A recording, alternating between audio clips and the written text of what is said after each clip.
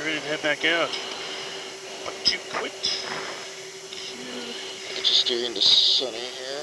1000, few clouds, at 1000, temperature 31, dew point 19er, altimeter 294.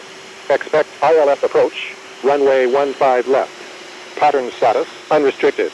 Birdwatch condition, low. Simultaneous, independent, approaches in effect, report, the runway, in sight. Auto, terminate, for wing aircraft. ITS condition, caution. Thunderstorms, within 100 nautical miles, advise on initial contact, you have information Bravo. Rendolph Tower. No later than starting the en route descent or penetration from a high IAF. Verify master arm switch is off. Verify the CMD switch is off. Check visor down. Verify the heading on the HSI HUD matches the MAG compass. Verify the standby ADI and IGI ADI match. Set the primary and standby altimeters to local altimeter setting if below flight level 180. Call out heading and attitude systems check. Check total fuel quantity gauge and balance.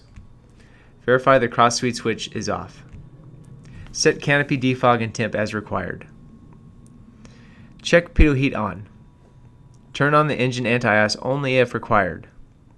Verify the landing light and position light are on. Ensure the master mode is set to nav.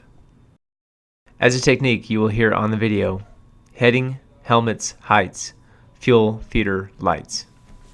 Okay, we got Bravo 2994, got heading, helmet, heights, fuel, feeder, lights. I got my visor down. This side I'm stood. 45 degree left hand turn, 300 knots, looking good. Checks the whiskey. Get turned around, headed to sunny.